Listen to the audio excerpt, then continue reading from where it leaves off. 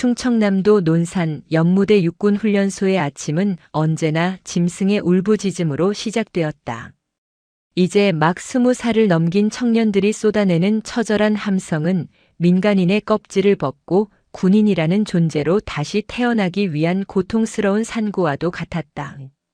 그리고 그 모든 지옥도의 정점에는 악마가 있었다. 목소리 그것밖에 안 나오나? 내 놈들 부모님이 보고 싶다는 울음소리가 이것보단 크겠다. 다시. JXX 연대 7중대 중대장 한서진 대위. 그녀의 서늘한 목소리는 마이크 없이도 수백 명의 훈련병이 도열한 연병장을 얼음장처럼 얼어붙게 만들었다.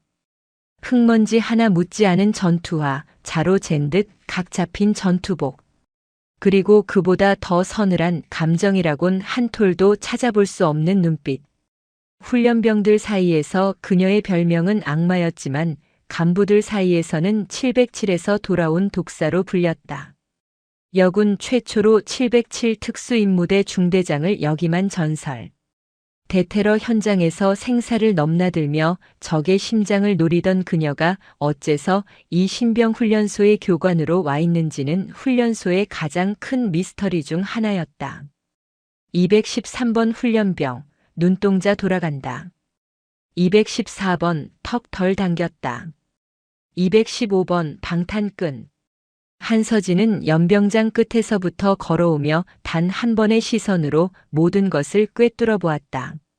그녀의 지적을 받은 훈련병들은 마치 사냥감이라도 된 듯 온몸을 파르르 떨었다. 전원 엎드려. 기준. 그녀의 말 한마디에 수백 개의 몸이 일사불란하게 흙바닥에 처박혔다. 내 훈련소에서 너희는 사람이 아니다. 군인이 되기 위한 재료일 뿐이다. 불량품은 폐기한다. 알겠나? 알겠습니다. 그때였다. 연병장 구석에서 허겁지겁 달려온 부소대장 김민우 하사가 한서진의 곁에 섰다. 그는 공포에 질린 훈련병들과 그들을 내려다보는 한서진의 무표정한 얼굴을 번갈아 보며 침을 꿀꺽 삼켰다. 중대장님. 훈련 중이다, 김하사. 용건은? 그게. 연대장님께서 지금 당장 한 대위님을 찾으십니다. 김하사의 목소리에는 불길한 예감이 서려 있었다. 한서진의 미간이 미세하게 좁혀졌다. 연대장 황인철 대령. 그가 자신을 찾는 이유는 단 하나뿐이었다. 원칙을 무시하라는 명령을 내리기 위해서. 알겠다. 훈련 통제해. 예.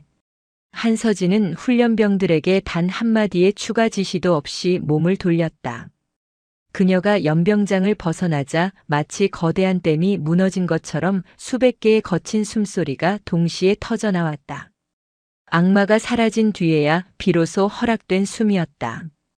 연대장실은 훈련병들의 함성 소리가 닿지 않는 별개의 세계처럼 고요했다. 그리고 그 고요함 속에는 흙먼지 대신 기름진 욕망의 냄새가 배어 있었다. 허허, 우리 한 대위 오셨나?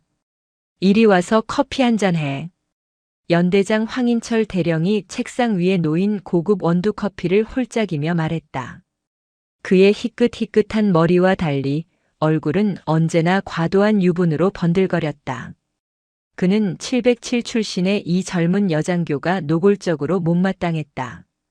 여자가 그것도 특수부대 출신이라는 꼬리표를 달고 자신의 구역에서 원칙을 휘두르는 것이 사사건건 거슬렸다. 용건을 들으러 왔습니다.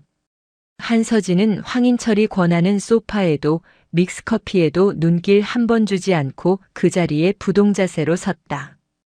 아, 이 친구 성격하고는. 707에서는 커피 마시면 총알이 피해가나? 황인철이 너스레를 떨었지만 한서진의 표정은 변함이 없었다. 황인철은 헛기침을 하며 번들거리는 이마를 손수건으로 닦아냈다. 사실은 말이야. 오늘 오후에 신병들 입소하잖아. 이번 기수에 아주 특별한 친구가 하나 들어와. 특별한이라는 단어에 힘이 실렸다. 한서진의 눈빛이 차갑게 가라앉았다. 올 것이 왔다는 표정이었다. 누구 아들입니까? 허허, 역시 빨라. 눈치가. 황인철이 책상 서랍에서 훈련병 신상 명세서 한 장을 꺼내 톡톡 두드렸다. 유지혁. 이라고. 아버지가 누군지 아나? 네. 법제사법위원회 소속 유승민 의원. 이번에 3선에 성공한 아주 그냥 하늘을 뚫는 분이야. 대통령이랑도 독대를 하는 양반이라고. 황인철은 일부러 대통령까지 들먹이며 한서진을 압박했다. 그 귀한 몸이 하필이면 우리 연대로. 그것도 한대위 자네 칠중대로 배치가 됐어. 이거 뭐 내가 전생에 무슨 죄를 지었는지. 황인철은 머리를 쥐어뜯는 신용을 했다. 그래서 제가 어떻게 하길 바라십니까? 어떻게 하긴. 황인철이 책상을 손바닥으로 내리쳤다. 커피가 살짝 넘실거렸다. 잘 모셔야지. 아니, 모시는 정도가 아니야. 이건 뭐 상전이지, 상전. 한대위, 자네 그 707에서 사람 잡던 버릇. 그 친구한테는 절대. 네버. 쓰면 안 돼. 알았나? 그의 목소리가 점차 높아졌다. 훈련? 그거 다 받으면 큰일 나. 그냥 막사에서 편히 쉬게 해. 빠? 제일 맛있는 걸로 따로 챙겨줘. 불침번? 야간 행군? 그런 건 상상도 하지 마. 그냥 없는 사람처럼. 아니, 있는 듯 없는 듯 깃털처럼 가볍게 모시다가 수료식 날 아버지 손에 멀쩡하게 쥐어보내는 거. 그게 자네랑 내가 할 일이야. 알았어? 기름진 얼굴이 붉게 상기되어 있었다. 그것은 명령이었고 동시에 애원이었다. 한서진은 한참 동안 황인철의 눈을 바라보았다. 그녀의 눈동자에는 경멸도 분노도 담겨 있지 않았다. 그저 눈앞의 장애물을 어떻게 처리할지 분석하는 듯한 냉기만 흘렀다. 연대장님. 말해. 제 중대장의 임무는 입소한 모든 훈련병을 정예 육군 용사로 만들어 국가에 돌려보내는 것입니다. 아, 이 여자가 또 말귀를 못 알아듣네. 유지혁은 예외라고. 제 중대에는 예외가 없습니다. 한서진의 대답은 단호했다. 뭐라고? 이 계집애가. 황인철의 얼굴이 불그락푸르락 달아올랐다. 그가 계집애라는 군대에서 절대 써서는 안 될 단어를 내뱉었지만 한서진은 눈 하나 깜짝하지 않았다. 한서진 대위. 너 지금 내가 무슨 말 하는지 알아? 너 진급 포기했어? 유승민 의원이 어떤 사람인지 정말 몰라서 이래. 그 사람 눈밖에 나면 너는 물론이고 이나까지 이 연대 전체가 공중분해될 수 있어. 이건 부탁이 아니야, 명령이라고. 그렇다면 명령에 불복종하겠습니다. 뭐? 제 신조는 법과 원칙입니다. 훈련병 유지혁에게 특혜를 주는 것은 명백한 직권 남용이자 훈련 규정 위반입니다.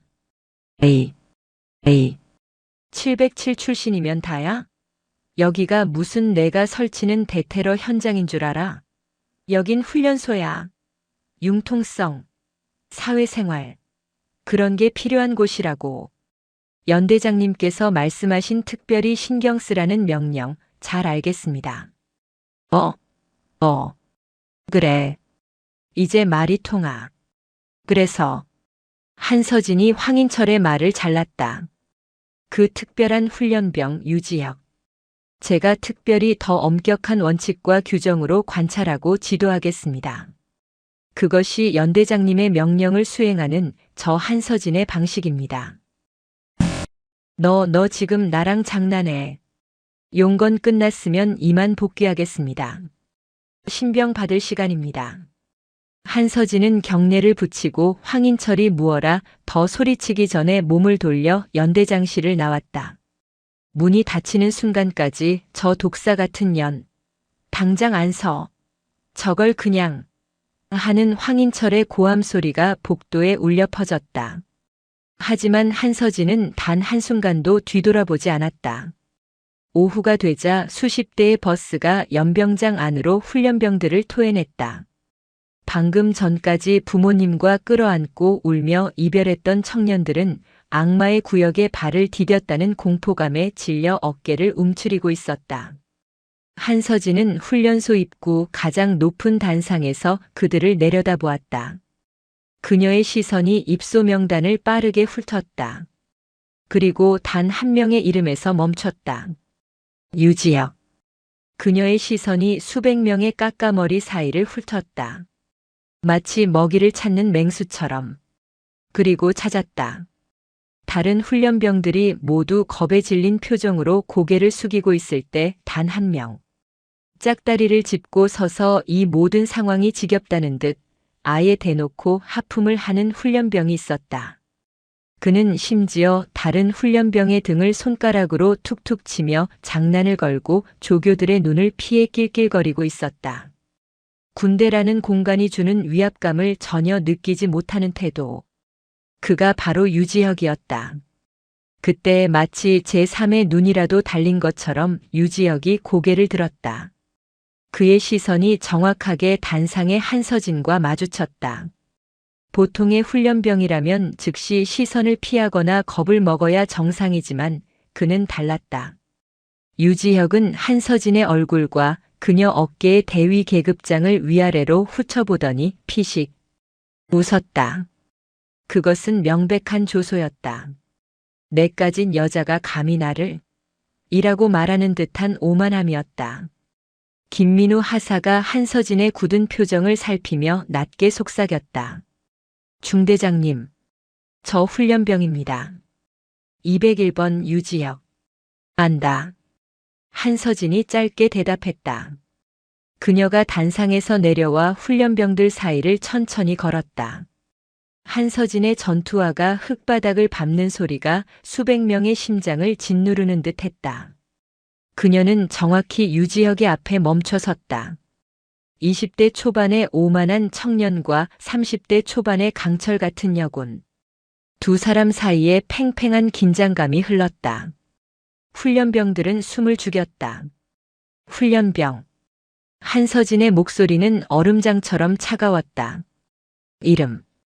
유지혁은 턱을 까딱하며 일부러 한 박자 늦게 대답했다.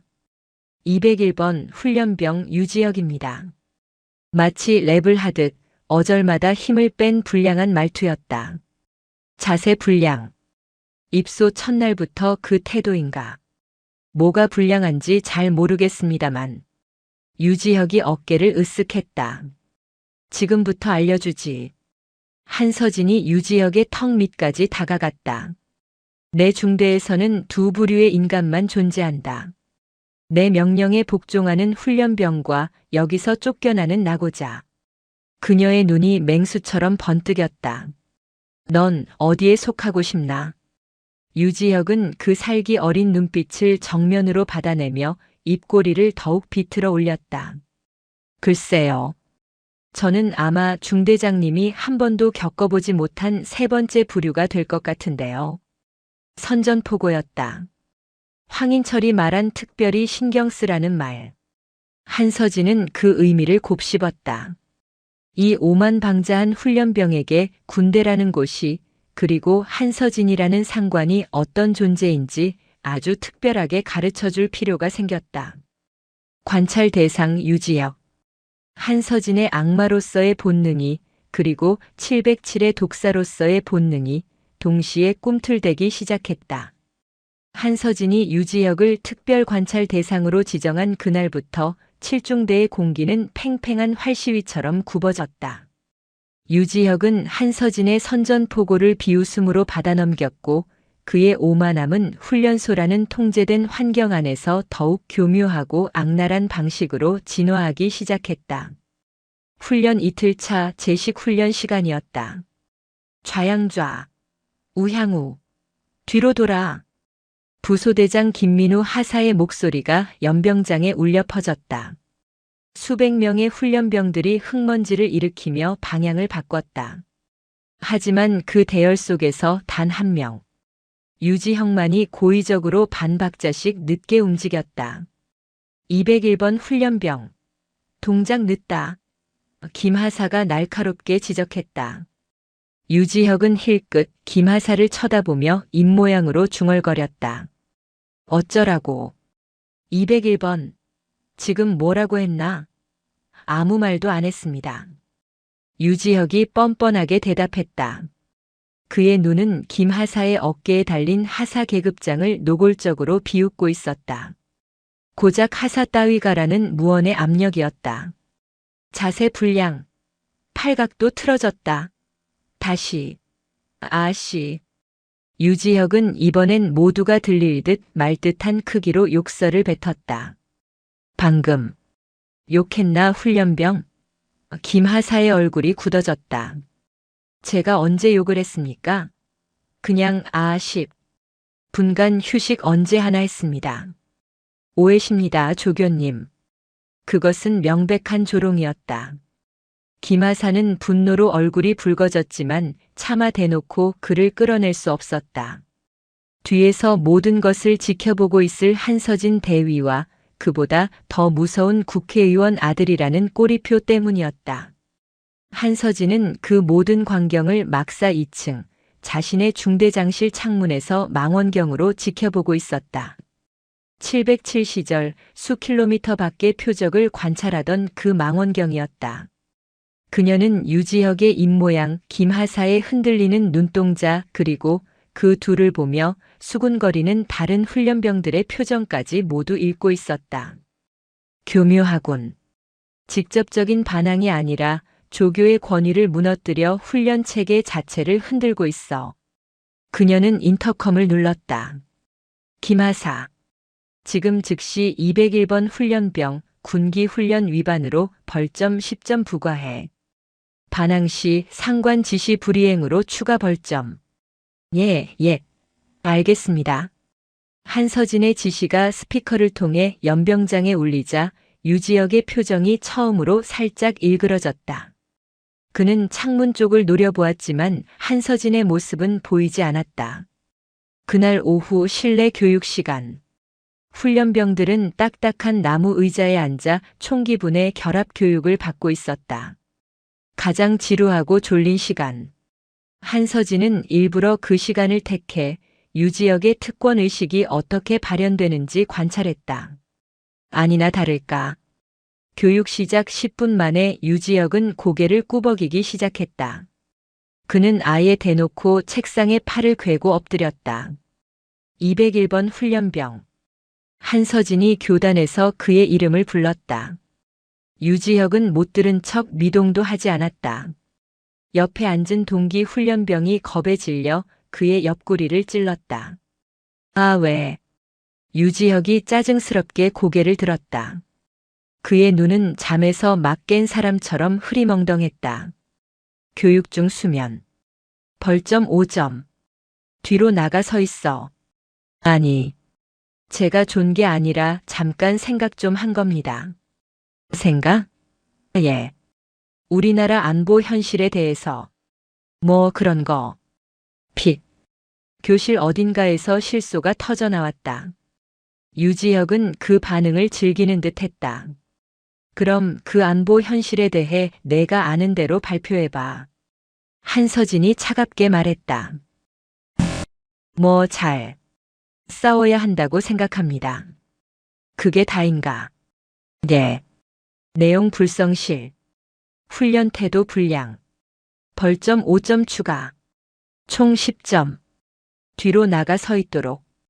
유지혁의 얼굴이 이번에는 확실하게 구겨졌다. 그는 시발이라고 작게 욕설을 음조리며 자리에서 일어났다. 그가 교실 뒤편으로 걸어가는 동안 그의 눈은 한서진에게 고정되어 있었다. 두고 보자는 경고의 눈빛이었다. 한서진은 그가 교실 뒤에 서자마자 보란 듯이 교육을 재개했다. 총기 분해는 속도가 생명이 아니다. 정확성이다. 자신의 총에 대해. 그날 저녁 훈련소 전체가 뒤집혔다. 유지혁이 저녁 식사를 거부한 것이다. 이유는 간단했다. 반찬이 이따위라서 밥을 못 먹겠다는 것이었다. 식당에서 배식을 하던 김민우 하사가 당황해서 그를 설득했다. 유지혁 훈련병. 식사는 규정된 배식이다. 먹기 싫어도 먹어야. 이봐요, 김하사. 내가 이걸 짬밥이라고 부르는 돼지 사료 같은 걸 먹으려고 여기 온 줄 압니까? 뭐라고? 아버지한테 전화 한 통이면 당신. 아니, 저기 저 한대위라는 여자까지 당장 내일이라도 저기 강원도 산골짜기로 날려버릴 수 있어요.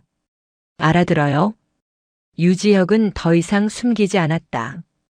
그의 목소리는 식당의 모든 훈련병이 들을 수 있을 만큼 컸다. 식당의 모든 소리가 멎었다. 훈련병들은 밥숟가락을 든 채 대한민국 군대에서 벌어질 수 없는 하극상의 현장을 목격하고 있었다. 김민우 하사의 얼굴은 하얗게 질리다 못해 파랗게 변해갔다. 그는 분노와 공포 사이에서 어찌할 바를 몰랐다. 그때 식당 입구에서 얼음장 같은 목소리가 들려왔다. 그래서 그 전화. 지금 하게 해줄까? 한서진 대위였다. 그녀는 저녁 순찰을 돌던 중 식당의 이상한 정적을 감지하고 들어온 것이었다. 그녀의 손에는 중대장용 무전기가 들려 있었다. 중대장님. 김하사가 구세주라도 만난 듯 소리쳤다. 한서진은 천천히 유지혁에게로 걸어갔다. 그녀의 전투화 소리가 식당 바닥에 울렸다. 201번 훈련병. 방금 내가 한 말 상관 협박 및 명령 불복종으로 해석해도 되나? 유지혁은 순간 당황했지만 이내 다시 오만한 표정을 지어 보였다. 협박이 아니라 사실을 말씀드린 겁니다. 이딴 밥 먹고 훈련받다가 쓰러지면 책임지실 겁니까? 책임? 한서진이 픽 웃었다. 훈련병의 건강관리는 중대장의 책임이지. 하지만 편식까지 책임져 주진 않아. 그녀는 유지혁의 식판을 집어들었다. 그리고는 그 안에 담긴 밥과 반찬을 식당 중앙의 잔반통에 와르르 쏟아부었다. 에이, 지금 뭐하는? 식사 거부 확인했다. 오늘 저녁 식사는 없는 걸로 알지. 그리고 한서진이 무전기를 들었다. 당직 사관. 7중대장이다. 201번 훈련병 유지혁 저녁 식사 거부로 인한 영양실조가 우려된다. 지금 즉시 의무실에 연락해 링거 한 대 준비하라고 해. 예? 링거 말입니까? 그래. 밥 대신 맞아야지. 가장 굵은 바늘로 부탁한다고 전해. 그리고 오늘 밤 불침번 첫 번째와 마지막. 201번 훈련병에게 맡긴다. 알겠습니다. 유지혁의 얼굴이 경악으로 물들었다. 밥을 안 먹었더니 링거를 마치고 잠까지 재우지 않겠다는 것이었다. 당신, 미쳤어? 내가 누군지 알고. 물론 알지. 한서진이 그의 귓가에 다른 사람은 들을 수 없을 만큼 낮고 차가운 목소리로 속삭였다. 넌 내가 특별히 관리하는 관찰 대상이잖아. 그녀는 유지혁을 노려보며 말을 이었다. 그리고 오늘 밤 불침번 근무 중에 단 1초라도 졸거나 자세가 흐트러지면 그땐 링거가 아니라 군기 교육대로 가게 될 거야. 내 아버지가 아니라 할아버지가 와도. 알겠나? 유지혁은 분노로 부들부들 떨었지만 707 독사의 살기 어린 눈빛 앞에서 감히 더 이상 대꾸하지 못했다. 그날 밤 연대장실의 전화벨이 불이 나도록 울렸다. 아이고 의원님. 아이고 죄송합니다. 제가 다. 황인철 대령은 국회의원 유승민의 고함 소리에 허리가 90도로 꺾인 채 전화를 받고 있었다. 황 대령, 당신 미쳤어? 내 아들이 지금 밥도 굶고 링거를 맞고 밤새 보초를 선다고. 당신 별 달고 싶지 않아? 아닙니다, 의원님. 한서진 대위라는 707에서 굴러먹던 년이. 아니 여군이. 당장 그 여자 안 받고? 아니, 당장 내 아들 편하게 안 만들어 놓으면 내일 아침에 당신 저기 백령도 말뚝 박으러 갈 줄 알아. 예. 알겠습니다. 당장 조치하겠습니다. 의원님. 전화가 끊어지자마자 황인철은 당장 한서진을 호출했다. 한서진 대위. 너 미쳤어. 내가 특별히 신경 쓰랬지, 특별히 조지라고 했어. 한밤중에 호출된 한서진은 조금도 졸린 기색 없이 오히려 맑은 정신으로 황인철을 바라보고 있었다. 연대장님. 훈련병이 식사를 거부하고 상관을 협박했습니다. 규정대로 조치했습니다. 규정? 그놈한테 규정이 통할 것 같아. 당장 가서 사과하고. 아니, 당장 걔 불침번 빼고 내일 아침 특식이라도 준비시켜. 불가능합니다. 이미 부과된 명령을 중대장인 제가 번복하면 중대 전체의 기강이 무너집니다. 이 독사 같은 년이. 황인철이 책상을 주먹으로 내리쳤다. 좋아, 한대위. 그렇게 원칙대로 해서 내가 뭘 얻을 수 있는지 보자. 내일 당장 유승민 의원실에서 감찰이 뜬다는데도 내가 그렇게 뻣뻣하게 나올 수 있을까?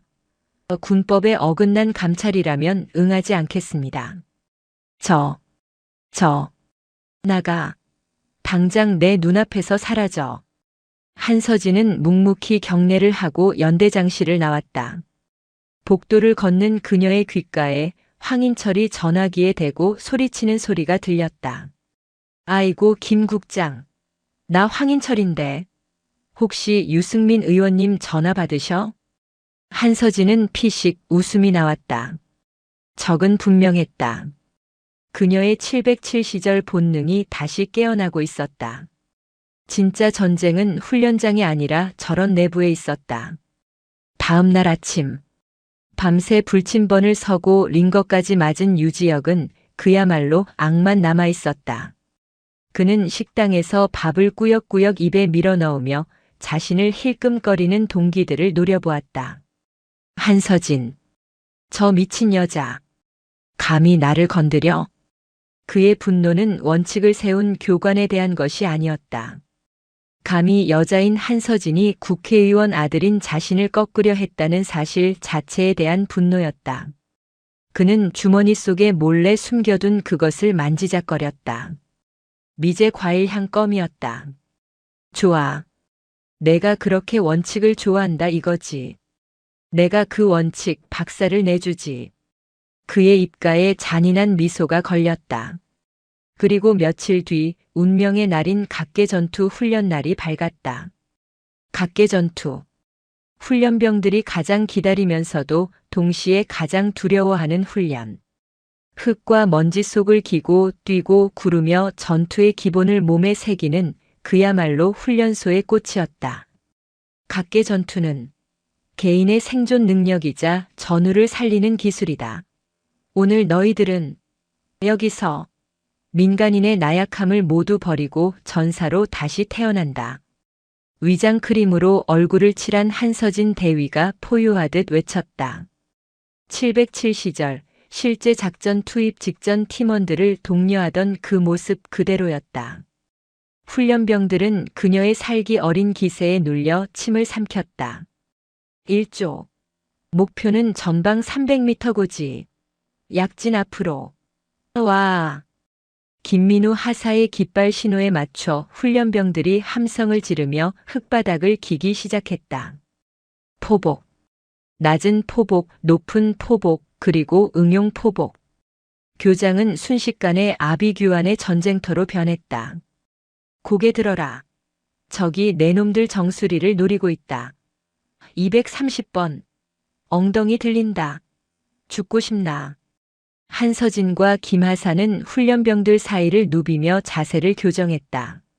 훈련병들의 전투복은 땀과 흙으로 범벅이 되었고 입에서는 거친 숨소리가 터져나왔다. 단 한 명을 제외하고. 씨발. 존나 힘드네. 대열의 가장 뒤편 교관들의 시선이 잘 닿지 않는 철조망 그늘 아래. 유지혁은 포복 자세조차 취하지 않은 채 아예 대자로 드러누워 있었다. 그는 하늘을 보며 주머니에서 무언가를 꺼내 입에 쏙 집어넣었다. 미제 과일 향 껌이었다. 그는 이 모든 상황이 그저 지루한 연극처럼 느껴졌다. 아버지는 어젯밤 전화해서 황인철이 그 여군을 조만간 다른 곳으로 전출시킬 테니 며칠만 참으라고 했다. 전출. 그 말을 듣는 순간 유지혁은 이미 자신이 이겼다고 생각했다. 어디 한번 굴러봐라, 병신들아. 난 어차피 여기서 나갈 몸인데. 그는 질겅질겅 껌을 씹으며 콧노래까지 흥얼거렸다. 그때였다. 201번 훈련병. 그늘을 가리며 거대한 그림자가 그를 덮쳤다. 유지혁이 인상을 쓰며 고개를 돌렸다. 한서진 대위였다. 그녀는 어느새 소리도 없이 그의 옆에 다가와 지옥의 사자처럼 그를 내려다보고 있었다. 지금 뭐하고 있나? 포복. 하다가 잠깐 쉬는 중입니다. 유지혁이 껄렁하게 대답하며 몸을 일으켰다. 입에 문 건 뭐지? 예.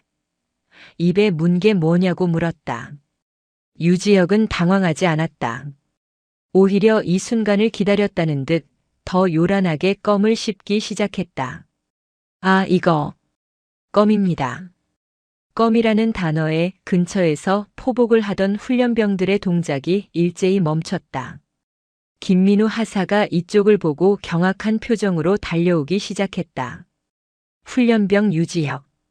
훈련 중 취식 행위는 군기 위반이다. 특히 껌은 격렬한 훈련 중 기도를 막아 질식을 유발할 수 있어 엄격히 금지되어 있다. 당장 뱉어. 한서진의 목소리는 분노를 넘어 마지막 경고를 담은 냉기 그 자체였다. 아니 껌 좀 씹는다고 사람이 죽습니까? 미군 애들은 훈련 때 껌 씹으면서 한다던데. 여기는 미군이 아니다. 그리고 넌 훈련병이다. 뱉어. 명령이었다. 하지만 유지혁은 그 명령을 정면으로 짓밟았다. 그는 한서진의 얼굴을 빤히 쳐다보며 입을 오물거렸다. 아깝게. 아직 단물도 다 안 빠졌는데 왜요? 그러더니 그는 보란듯이 입을 크게 벌렸다. 쪽. 그의 입에서 분홍색 풍선껌이 커다랗게 부풀어 올랐다. 에이. 이 미친 새끼가. 달려온 김민우 하사가 기겁하며 소리쳤다. 중대장님 앞에서 지금 뭐하는 짓이야? 당장 안 뱉어. 펑. 풍선껌이 요란한 소리를 내며 터졌다. 유지혁은 터진 껌을 다시 입안으로 가져가 질겅질겅 씹었다. 그는 김하사를 무시하고 오직 한서진만을 노려보고 있었다. 내가 날 어쩔 건데. 어차피 넌 쫓겨날 거잖아. 그의 눈빛이 그렇게 말하고 있었다. 훈련병 유지혁. 한서진이 다시 입을 열었다. 그녀의 목소리는 분노로 떨리는 대신 오히려 더 낮고 차분해졌다. 707시절 극한의 상황에서 그녀가 보이던 모습이었다. 내가 지금 하고 있는 행위는 단순한 군기 위반이 아니다. 교관에 대한 명백한 도발이자 군의 지휘 체계를 무너뜨리는 항명이다. 마지막 경고다. 그 더러운 껌. 뱉어. 훈련장의 모든 훈련병들이 숨을 죽이고 이 광경을 지켜보고 있었다. 그들의 눈에는 공포와 함께 저래도 되는 건가하는 의구심 그리고 저놈 때문에 우리가 피해본다는 분노가 뒤섞여 있었다. 유지혁은 이 시선들을 즐기고 있었다. 그는 자신이 이 훈련소의 왕이 된 것 같은 기분에 도취되었다. 그는 한서진을 향해 한 걸음 다가섰다. 1미터도 채 되지 않는 거리.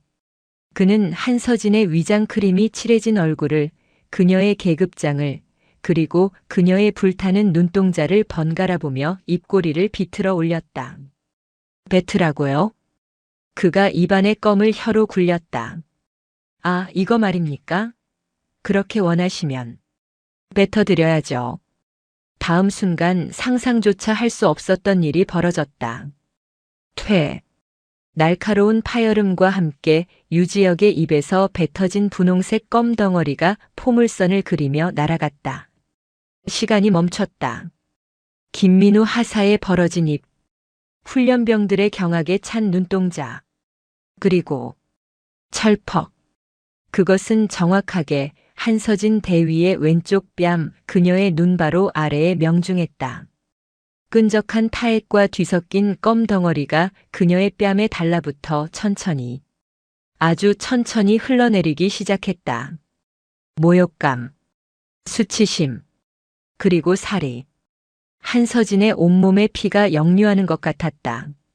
707 시절 적진에서 총알이 빗발치는 순간에도 단 한 번도 느껴보지 못했던 차가운 분노가 그녀의 머리끝까지 치솟았다.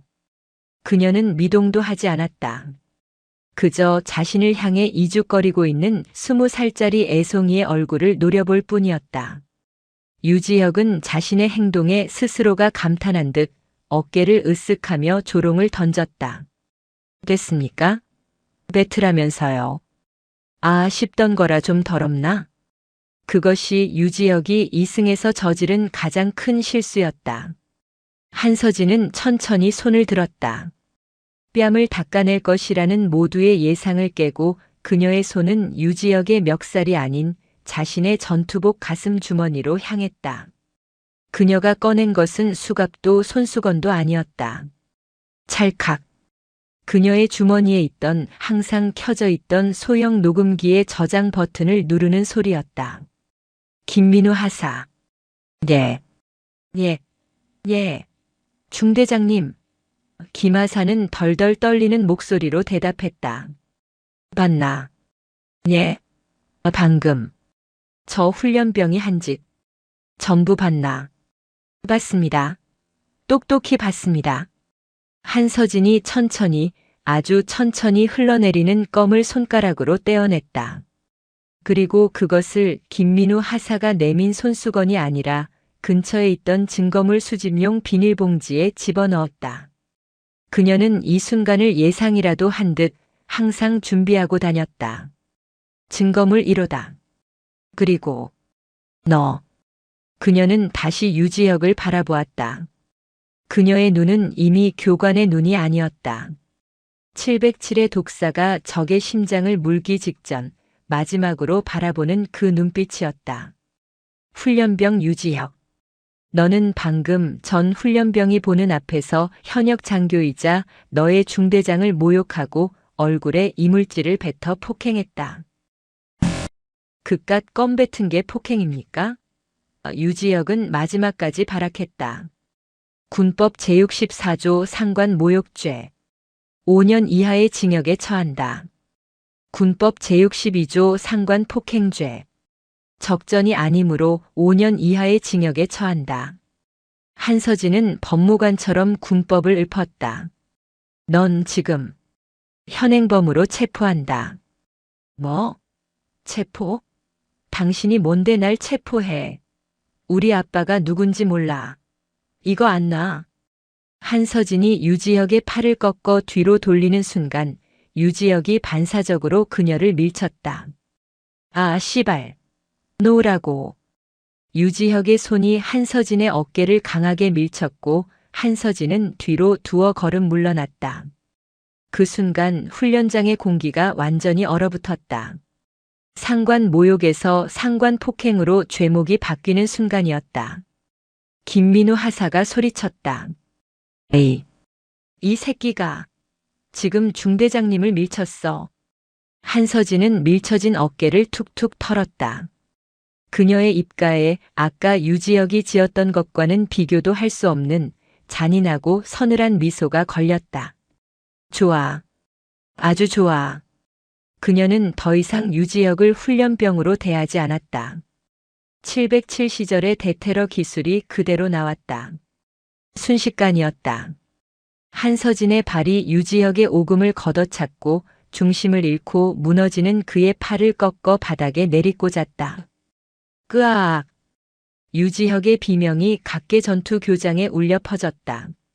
한서진은 유지혁의 등을 전투화로 짓밟고 그의 양손을 등 뒤로 결박했다.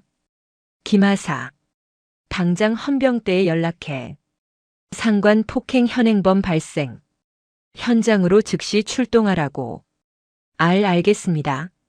그리고 전 훈련병 똑똑히 봐라. 한서진은 흙바닥에 처박혀 고통스러워하는 유지혁의 머리채를 잡아 올렸다. 여기는 내놈 아버지가 군림하는 국회가 아니다. 여기는 군법이 지배하는 군대다. 내가 뱉어낸 그 대가가 내 인생을 어떻게 무너뜨리는지 지금부터 똑똑히 지켜봐라. 상관 모욕 및 폭행 현행범 발생. 한서진의 무전 보고는 훈련소 본부를 발칵 뒤집어 놓았다. 그것도 모자라 가해자가 유승민 의원 아들이라는 사실은 그야말로 거대한 폭탄이었다. 헌병대가 각계 전투 교장에 도착했을 때 그들은 믿을 수 없는 광경을 목격했다. 수백 명의 훈련병이 얼어붙은 채 서 있고 그 중앙에는 707마크가 선명한 한서진 대위가 흙먼지 투성이인 훈련병 하나를 전투화로 짓밟고 있었다. 유지혁은 팔이 꺾인 고통과 모욕감에 울부짖고 있었다. 한 대위님, 이게 지금 출동한 헌병대 중사가 당황하며 물었다. 상황 설명은 보고서로 대체한다. 이자는 군법 62조 상관 폭행 현행범이다. 즉시 연행해.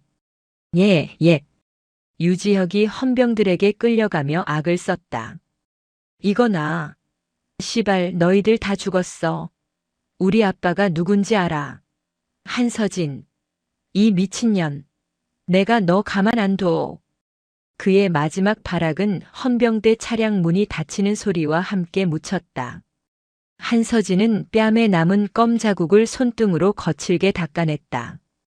김하사. 현장 보존하고 목격한 훈련병 전원 한 명도 빠짐없이 육하원 측에 의거해 진술서 작성시켜. 지금 즉시. 알겠습니다, 중대장님. 그리고 오늘 훈련 여기서 중단 없다. 2조는 잠시 휴식. 다음 2조. 약진 앞으로. 한서진은 방금 그 끔찍한 일이 벌어졌다는 사실조차 잊은 것처럼 훈련을 재개했다. 훈련병들은 공포에 질린 눈으로 저 여장교는 사람이 아니라고 생각하며 흙바닥을 기기 시작했다. 그 시각 연대장실. 뭐? 서 상관 폭행? 헌병대? 미쳤어, 이 여자가. 보고를 받은 황인철 대령은 의자에서 그대로 굴러떨어질 뻔했다. 그는 사색이 되어 전화기를 붙잡았다. 그의 손이 땀으로 축축했다. 아이고 의원님, 유승민 의원님, 저 황인철입니다. 황 대령, 무슨 일인데 이 시간에. 그게 아드님 지혁이가 훈련 중에. 그만. 아들, 우리 지혁이 다쳤어? 당신, 내가 어제 뭐라고 했어? 유승민 의원의 목소리가 순식간에 날카로워졌다. 다친 게 아니라 한서진이라는 여군 교관하고 실랑이가 좀 붙어서 지금 헌병대에. 뭐? 헌병대? 이 새끼가. 수화기 너머로 유승민이 무언가를 집어 던지는 소리가 들렸다. 황인철 대령. 당신, 지금 당장 내 아들 헌병대에서 빼내. 그리고 그 한서진이라는 미친년 당장 보직 해임시키고 육군 교도소 보낼 준비해. 감히 내 아들한테 수갑을 채워? 당신 모가지 내놓기 싫으면 30분 내로 해결해. 예. 알겠습니다, 의원님. 당장 처리하겠습니다. 전화가 끊어지자마자 황인철은 온몸을 부들부들 떨었다. 그는 인터컴에 대고 괴성을 질렀다. 한서진, 그 독사 같은 년 당장 내 방으로 굴러오라고 해. 당장. 한서진이 연대장실 문을 열었을 때 황인철은 방 안을 짐승처럼 서성거리고 있었다. 너. 한서진이. 내가 감히. 황인철이 책상을 주먹으로 내리쳤다. 내가 뭔데 감히 헌병대를 불러. 내까짓 게 뭔데 국회의원 아들한테 수갑을 채워. 너 미쳤어? 아니면 진급 포기했어? 그의 얼굴은 분노와 공포로 일그러져 있었다. 연대장님. 훈련병 유지혁은 전 훈련병이 보는 앞에서 상관인 저를 모욕하고 껌을 뱉어 폭행했으며 제압 과정에서 재차 폭행을 시도했습니다. 이는 명백한 상관 폭행 현행범입니다. 저는 규정대로 조치했습니다. 규정? 규정? 그깟 규정이 유승민 의원보다 높아? 황인철이 그녀의 멱살이라도 잡을 듯이 달려들었다. 한대위. 내가 너 707 출신이라고 여자라고. 참고 봐주니까 이게 눈에 뵈는 게 없나 본데. 잘 들어. 당장. 헌병대에 가서 내가 실수한 거라고. 아, 훈련병이 어깨를 부딪혔는데 내가 오해한 거라고. 그렇게 말하고 그놈 빼내. 불가능합니다. 한서진의 대답은 칼 같았다. 뭐? 이미 제 이름으로 정식 보고가 올라갔고 증거물과 목격자 진술서 수집이 완료되었습니다. 제가 번복할 수 있는 사안이 아닙니다. 에이. 여자가. 황인철은 뒷목을 잡고 쓰러질 듯 비틀거렸다. 너 정말 이군 생활 끝장나고 싶어서 환장한 거야? 좋아. 내가 그렇게 원칙을 좋아하니 나도 원칙대로 해주지. 너 오늘부로 중대장 보직 해임이야. 알아들어? 당장 짐 싸. 보직 해임은 정당한 사유와 절차가 필요합니다, 연대장님. 국회의원 아들을 체포했다는 건 사유가 되지 않습니다. 저 독사 같은 년. 그때 황인철의 책상 위 전화벨이 다시 울렸다. 사단장 직통 전화였다. 황인철은 한서진을 노려보며 덜덜 떨리는 손으로 수화기를 들었다. 충성. 예, 사단장님. 저 연대장 황인철입니다. 황 대령. 지금 이게 무슨 소린가? 유승민 의원실에서 전화가 와서 사단 전체가 발칵 뒤집혔어. 자네, 지금 뭐 하는 겐가? 사단장님, 그게 칠중대장 한서진 대위가 제 지시를 어기고 황인철은 한서진을 쏘아보며 모든 책임을 그녀에게 떠넘기려 했다. 됐고, 당장 그 한 대위 바꿔. 황인철이 사색이 되어 한서진에게 수화기를 넘겼다. 한서진은 묵묵히 수화기를 받아들었다. 충성. 칠중대장 대위 한서진입니다. 한대위. 자네가 707 출신 에이스라고 들었네. 사단장의 목소리는 낮고 위압적이었다. 그런데 왜 그렇게 융통성이 없나? 훈련병이. 그것도 유 의원 아들이. 좀 철없이 굴었다고 그걸 헌병대까지 끌고 가. 군대가 무슨 애들 장난인 줄 아나. 사단장님. 훈련병은 철없는 아이가 아니라 군인입니다. 군인은 군법을 따라야 합니다. 저는 제 임무를 수행했습니다. 임무. 한대위, 자네 임무가 뭔지 알아? 이런 잡음을 만들지 않고 훈련소를 원만하게 관리하는 게 자네 임무야. 당장 헌병대에 가서. 불가능합니다, 사단장님. 한서진은 사단장의 말까지 잘랐다. 저는 이미 상관 폭행으로 정식 입건했습니다. 만약 제가 이 사건을 무마하려 한다면 그것은 직무유기이자 저 스스로 범법 행위를 저지르는 것입니다. 수화기 너머로 사단장의 기가 막힌 듯한 한숨 소리가 들렸다. 황 대령한테 전화 다시 하라고 해. 전화가 끊겼다. 한서진은 황인철에게 수화기를 건넸다. 황인철의 얼굴은 이미 하얗게 질려 있었다. 너. 한서진. 내가 감히 사단장님한테. 연대장님. 한서진이 황인철을 정면으로 바라보았다. 이제 이 사건은 제 손을 떠났습니다. 헌병대와 군 검찰 그리고 법이 판단할 것입니다. 저, 나가. 당장 내 눈앞에서 사라져. 한서진은 경례를 하고 연대장실을 나왔다. 그녀가 문을 닫는 순간 안에서 황인철이 무언가를 집어 던지며 울부짖는 소리가 들렸다. 그날 밤 훈련소는 폭풍전야였다. 한서진은 중대장 보직에서 즉시 해임되어 본부 대기 발령을 받았다. 7중대 훈련병들은 임시 중대장에게 인계되었다. 그리고 폭풍의 칼날은 가장 약한 곳을 향하기 시작했다. 사건의 유일한 목격자이자 한서진의 부하였던 김민우 하사. 그는 그날 밤 황인철 연대장에게 불려갔다. 김 하사, 자네 군 생활 오래 하고 싶나? 연대장실 소파에 깊숙이 파묻힌 황인철이 어둠 속에서 김 하사에게 물었다. 예, 연대장님. 당연합니다. 그래, 그래야지. 부사관은 장교랑 달라. 뼈를 묻어야지. 황인철은 김하사에게 고급 양주를 한 잔 따라 권했다. 김하사는 감히 거절하지 못하고 받아들었다. 김하사, 자네 오늘 낮에 뭘 봤나? 예,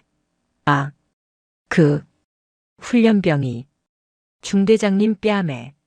아니, 황인철이 그의 말을 잘랐다. 내가 듣기로는 말이야. 한 대위가 707에서 하던 벌은 못 버리고 훈련병을 좀 심하게 다뤘다더군. 유지역 훈련병이 뭐 밥도 못 먹고 링거 맞고 스트레스가 심했다고 들었어. 그건 그래서 말이야. 오늘 각계 전투 때도 한 대위가 그 훈련병한테만 너무 심하게 군 거야. 그래서 훈련병이 실수로 땀을 닦다가 손이 미끄러져서 한 대위 얼굴에 부딪혔다. 뭐 이 정도로 하면 어떨까? 김민우 하사의 손이 덜덜 떨리기 시작했다. 이것은 회유가 아니었다. 거짓 진술을 하라는 노골적인 협박이었다. 연대장님, 하지만 제가 본 것은 그게. 김하사. 황인철의 목소리가 날카로워졌다. 자네 내년에 중사 진급 심사 있지? 그리고 장기 복무 심사도 남았다고 들었는데. 맞나? 네, 그렇습니다. 그래. 요즘 군대 자리도 없고 장기 되기 힘들어. 그치? 부모님도 고향에서 자네만 바라보고 계실 테고. 황인철이 웃으며 김하사의 어깨를 두드렸다. 그 손길이 뱀처럼 차가웠다. 똑똑한 사람은 말이야. 사실을 말하는 게 아니라 이익이 되는 말을 하는 거야. 한서진이는 어차피 끝났어. 사단장님도 유승민 의원님도 전현한테 단단히 벼르고 있어. 자네가 저 독사 같은 년이랑 같이 묶여서 군 생활 끝낼 거 아니잖아. 그치? 김민우 하사는 아무 대답도 할 수 없었다. 그의 눈앞이 캄캄해졌다. 사실을 말하면 군 생활이 끝장나고 거짓을 말하면 한서진 대위를 배신하고 스스로가 범죄자가 되는 것이었다. 나는 김하사를 믿어. 똑똑하게 잘 처신할 거라고.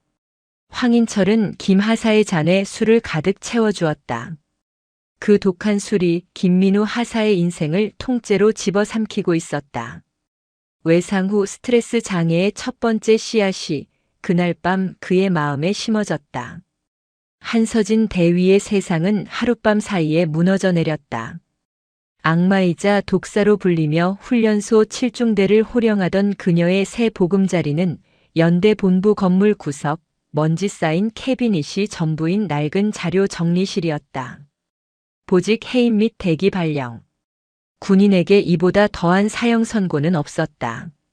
그녀는 상관을 폭행한 훈련병을 체포했다는 이유로 하루아침에 지휘관에서 문제 장교로 전락했다. 훈련소 내의 모든 장교와 부사관들은 그녀를 전염병 환자처럼 피했다. 그들의 눈에는 원칙을 지킨 군인이 아니라 국회의원에게 밉보여 끝장난 여자만 보일 뿐이었다. 한대위. 요즘 뭐 책이라도 좀 읽고 마음 편히 쉬어. 황인철 대령은 승리자의 여유를 만끽하며 일부러 그녀의 사무실을 찾아와 위로하는 척 조롱을 던졌다. 아 참. 유지혁 훈련병은 말이야. 자네 때문에 정신적 충격이 너무 커서 지금 사단 의무대 특실에서 안정을 취하고 있다더군. 쯧쯧. 자네가 조금만 융통성이 있었으면 다 좋았을 거 아냐. 안 그래? 황인철은 한서진이 707 출신이라는 사실이 못마땅했던 지난날을 보상이라도 받듯 낄낄거리며 방을 나갔다. 한서진은 대답하지 않았다. 그녀는 그저 창밖을 바라볼 뿐이었다. 훈련병들의 함성 소리가 아득하게 들려왔다. 저 함성 속에 그녀가 지키려 했던 군의 기강과 명예가 있었다. 이대로 끝낼 순 없어. 그녀는 707 시절 적진에 고립되었을 때를 떠올렸다. 이것은 감옥이 아니다. 적진을 관찰하기 위한 최적의 위장 초소다. 그녀는 먼지 쌓인 책상 서랍을 열었다. 그리고 그 안에 숨겨두었던 그녀의 마지막 비수를 꺼냈다. 개인용 휴대전화였다. 그녀는 부대 내에서 절대 사적인 통화를 하지 않았지만 지금은 전쟁이었다. 전화번호부에서 단 하나의 이름을 찾아 망설임 없이 눌렀다. 신호음이 3번 울리고 시니컬하면서도 날카로운 목소리가 들려왔다. 웬일이야 한서진. 내가 나한테 전화를 다 하고 훈련소에 폭탄이라도 떨어졌어? 육사 동기이자 현재 훈련소 본부 법무실 소속. 원칙주의자라는 꼬리표 때문에 역시나 한직을 맴돌고 있는 오수연 대위군 법무관이었다. 폭탄보다 더 지독한 게 터졌어. 한서진의 목소리는 낮고 건조했다. 지금 시간 괜찮나? 내 목소리 707 작전 브리핑할 때 목소리네. 30분 뒤 훈련소 뒤편 폐교회. 거기서 보지. 오수연은 한서진의 목소리만 듣고도 사태의 심각성을 즉시 파악했다. 30분 뒤 거미줄이 널린 폐교회의 낡은 나무 의자에 2명의 여군 대위가 마주 앉았다. 한 명은 전투복 차림의 독사였고 한 명은 안경 너머로 날카로운 빛을 뿜는 법률가였다. 한서진은 그날 있었던 모든 일을 단 하나의 감정도 싣지 않고 사실 그대로 브리핑했다. 황인철의 압박, 유지혁의 도발, 각계 전투 교장에서의 상황. 배트라고요? 라는 조롱. 그리고 뺨에 날아와 꽂힌 껌. 그래서 오수연이 안경을 고쳤으며 물었다. 그녀의 표정은 싸늘하게 굳어 있었다. 그 껌. 배 터진 그 껌. 확보했어? 한서진은 말없이 전투복 주머니에서 비닐 지퍼백을 꺼냈다. 그 안에는 타액과 흙먼지가 뒤엉킨 혐오스러운 분홍색 껌 덩어리가 담겨 있었다. 증거물 1호. 유지혁의 타액이 묻어 있지. 오수연은 그것을 보고 피식 웃었다. 미친년. 707에서 사람 잡는 법만 배운 게 아니라 증거 수집하는 법도 배웠네. 또 한서진은 이번엔 가슴 주머니에서 작은 소형 녹음기를 꺼내 테이블 위에 올려놓았다. 이건 뭐? 그날 각계 전투 교장에서의 모든 대화. 그리고 방금 전 황인철 연대장이 내 사무실에 찾아와 유지혁은 의무대 특실에 있다고 조롱한 대화까지. 오수연의 눈이 커졌다. 한서진, 너 보통이 아니구나. 그리고 한서진은 마지막 한 조각을 꺼냈다. 사단장과의 통화 녹음. 융통성이 없다며 사건을 무마하라고 압력을 넣은 음성. 물론 사단장이 내 전화로 직접 건 건 아니지만 황인철의 스피커폰을 통해 내 녹음기에 다 담겼지. 오수연은 테이블 위에 놓인 3개의 무기를 보며 긴 한숨을 내쉬었다. 세상에. 이건 뭐? 핵폭탄이네. 그래서 법무관. 이걸로 저놈들 목을 칠 수 있나? 한서진의 눈이 비로소 살기를 띠기 시작했다. 오수연은 안경을 벗고 눈을 꾹 눌렀다. 그녀는 법무관으로서 이 사건이 얼마나 거대한 권력과 맞닿아 있는지 즉시 깨달았다. 한서진, 솔직하게 말할게. 이건 내가 이길 수 있는 싸움이 아닐지도 몰라. 법대로 하는데도? 법대로? 오수연이 헛웃음을 쳤다. 유지혁은 상관 모욕과 폭행이 맞아. 군사 재판 가면 최소 실형이야. 하지만 그건 공정한 재판일 때 얘기지. 지금 이 사건 사단장이 직접 무마하려 하고 국회의원이 뒤에 있어. 군, 검찰, 헌병대 다 한통속이야. 걔들 내 증거 잃어버렸다고 하거나 강압에 의한 수집이라며 증거 채택도 안 할걸. 그럼 방법이 없나? 한서진의 주먹이 하얗게 쥐어졌다. 아니, 오수연의 눈이 안경 너머로 다시 날카롭게 빛났다. 방법이 왜 없어? 이길 수 없다고 했지 방법이 없다고는 안 했어. 우선 저쪽은 지금 증인을 조작할 거야. 100%. 그날 현장에 있던 유일한 간부. 김민우 하사. 내 부소대장. 그 사람부터 회유하거나 협박하겠지. 김 하사는. 그런. 정신 차려 한서진. 707에서는 내 등 뒤를 맡길 수 있었을지 몰라도 여긴 사회야. 진급과 가족이 걸린 문제 앞에 장사 없어. 황인철이 지금쯤 김하사 목에 칼을 들이밀고 있을걸. 거짓 진술하면 살려주고 진실을 말하면 너도 죽는다고. 한서진의 얼굴이 굳어졌다. 황인철이 김민우 하사를 따로 불렀다는 보고를 받은 참이었다. 그럼 우리가 해야 할 일은 두 가지야. 오수연이 손가락을 폈다. 첫째, 저들이 김민우 하사를 어떻게 협박하는지 그 증거를 추가로 확보해야 해. 그건 내가 해야 할 일이야. 넌 707 출신이니까 정보 수집은 내 전문이 아니지. 알겠다. 둘째, 이 싸움을 군대 안에서 끝내려고 하면 안 돼. 이 증거들을 가지고 군 검찰, 군 법원 가봤자 다 뭉개질 거야. 이건 외부로 가져가야 해. 외부. 라면. 국방부 감찰실. 아니, 그보다 더 높은 곳. 청와대 민정수석실. 아니, 그것보다 더 빠르고 확실한 곳. 오수연의 입가에 냉소가 어렸다. 언론. 그것도 저쪽 국회의원들이 가장 무서워하는 JTBC 사건 반장 같은 곳. 한서진은 침묵했다. 언론 제보는 군인으로서 할 수 있는 가장 마지막 선택이자 내부 고발이라는 낙인이 찍히는 자신의 군 생활도 함께 끝장내는 길이었다. 내 군 생활 끝장날 수도 있어 한서진. 오수연이 전곡을 찔렀다. 넌 그냥 저들이 시키는 대로 내가 오해했다고 한마디만 하면 돼.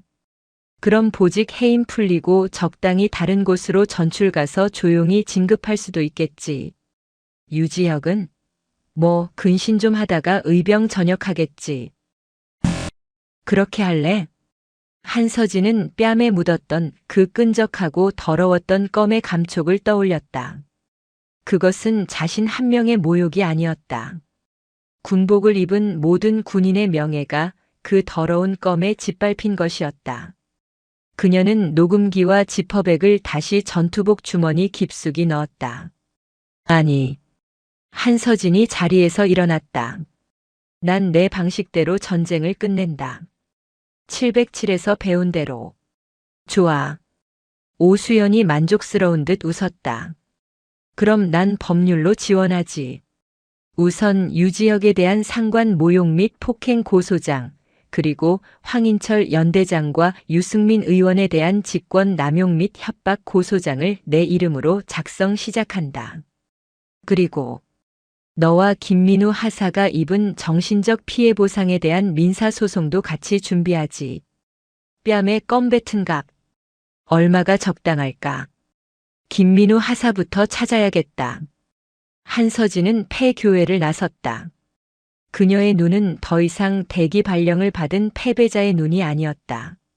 조용히 그리고 가장 치명적이게 독사는 사냥을 시작했다.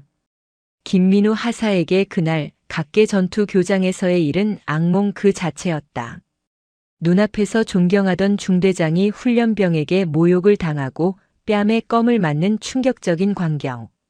그리고 이어진 한서진 대위의 707식 현행범 체포.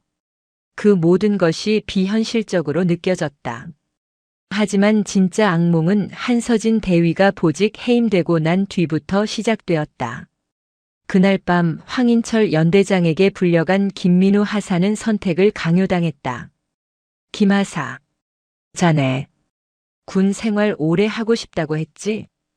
연대장실의 무거운 공기 속 황인철은 최고급 양주를 따르며 뱀처럼 속삭였다. 자네 부모님, 논산 근처에서 작은 식당 하신다고 들었는데 효도해야지. 아들이 육군 중사 상사. 폼 나게 달고 있어야 손님들한테 자랑도 하고. 연대장님, 하실 말씀이. 김민우 하사의 손이 땀으로 축축해졌다. 하실 말씀은 무슨. 황인철은 술잔을 그의 손에 쥐어주었다.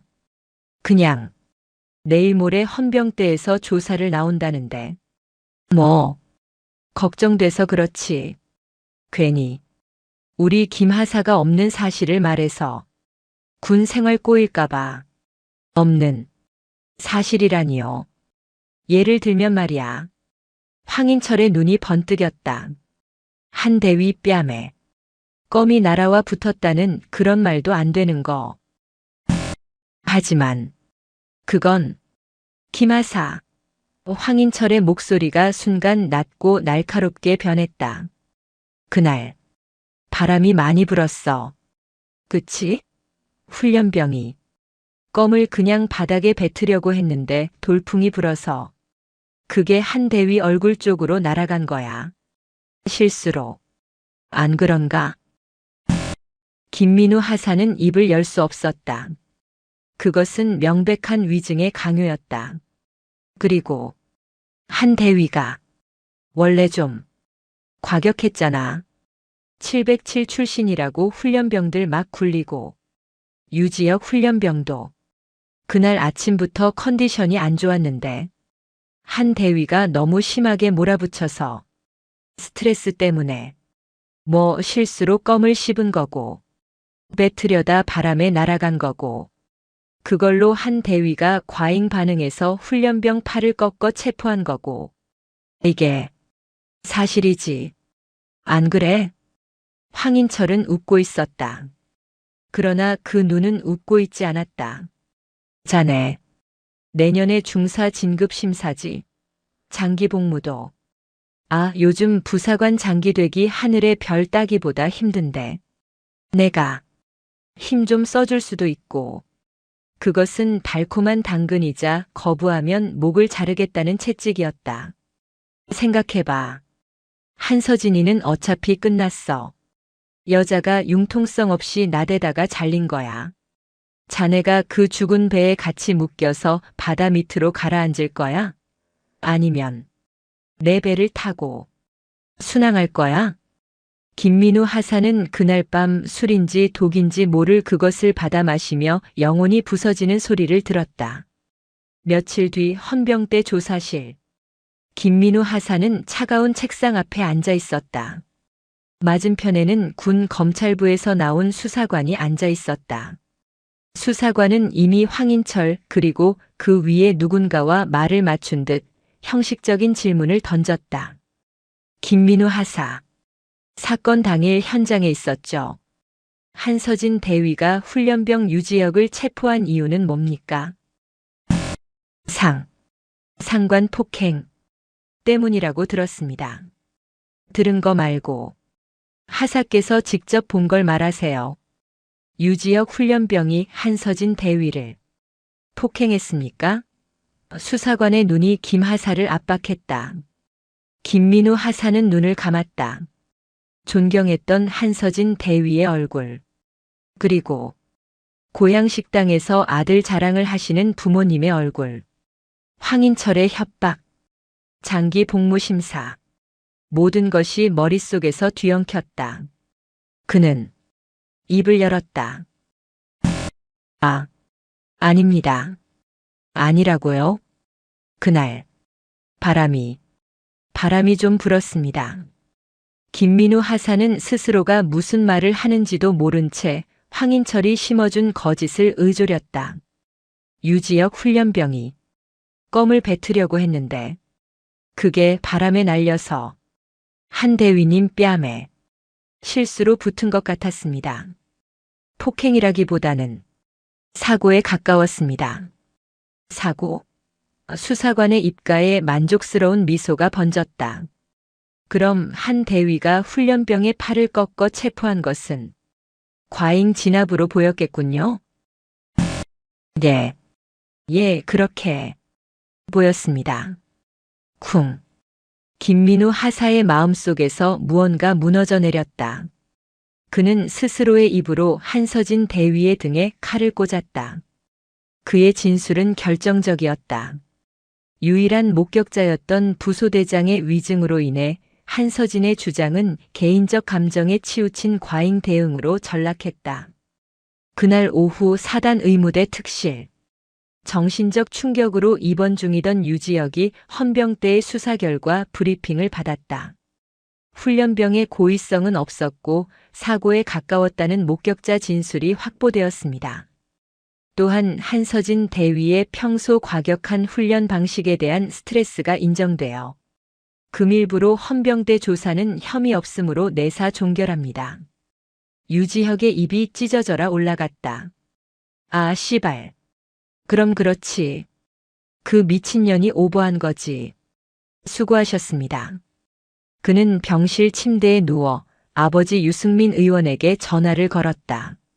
아빠, 나 혐의 없음 떴어. 그년 어떻게 됐어? 우리 아들. 고생 많았다. 그 여자는 뭐 알아서 처리 중이니 걱정 말고 남은 기간 푹 쉬다가 나와. 사랑한다, 아들. 유지혁은 전화를 끊고 PX군 매점에서 사온 아이스크림을 쪽쪽 빨았다. 마침 복도를 지나가던 김민우 하사와 눈이 마주쳤다. 김민우 하사는 헌병대 진술을 마치고 신경쇠약 증세로 의무실에 진통제를 받으러 온 길이었다. 유지혁은 김민우 하사를 알아보고 그를 향해 씩 웃었다. 그리고는 아이스크림 막대를 입에 물고 한서진에게 껌을 뱉기 직전의 그 표정으로 김하사를 향해 피식 비웃음을 날렸다. 내까짓게 날 이길 줄 알았어? 그 순간 김민우 하사의 세상이 무너져 내렸다. 그는 복도에서 그대로 주저앉았다. 심장이 찢어질 듯이 아팠고 숨이 쉬어지지 않았다. 과호흡 증상이었다. 자신이 지킨 거짓이 괴물을 풀어주었고 진실을 짓밟았다는 죄책감. 그리고 그 괴물에게조차 경멸당했다는 수치심. 그날 이후 김민우 하사는 밤마다 악몽에 시달렸다. 뺨에 껌이 날아와 붙는 꿈, 황인철이 칼을 들고 쫓아오는 꿈, 유지혁이 자신을 비웃는 꿈. 그는 잠을 잘 수 없었고 밥을 먹을 수 없었다. 그는 외상 후 스트레스 장애라는 깊은 수렁으로 빠져들기 시작했다. 그는 스스로를 배신자라고 낙인 찍었다. 그리고 이 모든 상황을 자료 정리실에 유폐된 한서진이 전해 듣고 있었다. 오수연 법무관을 통해서 김하사, 무너졌어, 서진아. 오수연의 목소리는 무겁게 가라앉아 있었다. 헌병대에서 내가 과잉 진압했고 껌은 사고였다고 진술했대. 방금 유지혁 훈련병. 혐의 없음으로 풀려났고. 한서진은 창밖을 바라보고 있었다. 그녀의 얼굴은 그늘에 가려 표정을 읽을 수 없었다. 그리고 너에 대한 징계위원회가 다음 주에 열릴 거야. 아마 파면까지도 고려하고 있다더군. 파면. 군인의 모든 것을 빼앗는 가장 치욕적인 처벌. 김하사. 배신한 게 아닐 거야. 한서진이 조용히 입을 열었다. 그는 피해자야. 황인철과 유승민이 만든 또 다른 피해자. 한서진. 수연아. 플랜 B로 간다. 플랜 B. 오수연이 되물었다. 김하사의 거짓 진술은 황인철의 위증교사와 협박의 가장 강력한 증거가 될 거야. 한서진이 자리에서 일어났다. 김하사. 내가 직접 만나야겠다. 그가 무너진 지금이 어쩌면 진실을 말할 수 있는 유일한 기회일지도 몰라. 한서진은 자료 정리실의 문을 열고 나섰다. 그녀는 더 이상 잃을 것이 없었다. 그리고 잃을 것이 없는 사람은 가장 무서운 법이었다. 한서진의 예상대로 김민우 하사는 무너진 상태였다. 그는 신경쇠약이라는 병명으로 청원 휴가를 받아 논산시내 부모님이 운영하는 작은 식당에 머물고 있었다. 한서진은 사복으로 갈아입고 해가 진 저녁 그 작은 식당을 찾아갔다. 식당은 저녁 장사로 분주했다. 김하사의 어머니로 보이는 분이 우리 아들 군대 장기 돼야 하는데 요새 속이 안 좋아서 큰일이라며 손님에게 푸념을 하고 있었다. 한서진은 식당으로 들어가지 않고 뒷문 근처의 어두운 골목에서 그를 기다렸다. 707시절 목표물을 기다리던 그 인내심 그대로였다. 얼마나 지났을까? 식당 뒷문이 열리고 김민우 하사가 텅 빈 눈으로 밖으로 나왔다. 그는 불과 며칠 만에 10년은 늙어 보였다. 손에는 담배가 들려 있었다. 김하사.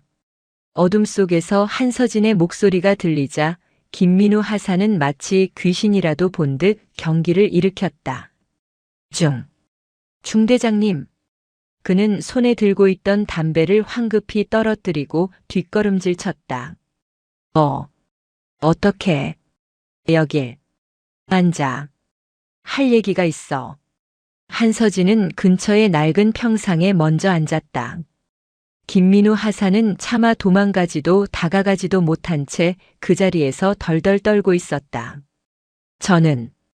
저는 드릴 말씀이 없습니다. 내가 있어. 한서진이 그를 올려다보았다.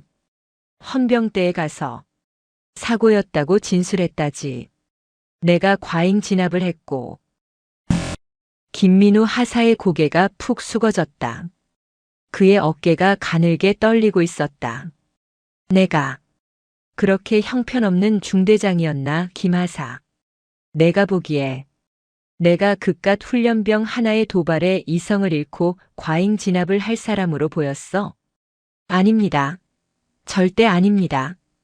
김민우 하사가 울부짖듯 소리쳤다. 중대장님은 제게 가장 완벽한 군인이셨습니다. 그런데 왜? 그 한마디에 김민우 하사의 무너진 둑이 터져버렸다. 죄송합니다. 중대장님. 그는 그 자리에 주저앉아 어린아이처럼 엉엉 울기 시작했다. 제가 죽일 놈입니다. 한서진은 그가 울음을 그칠 때까지 조용히 기다려 주었다.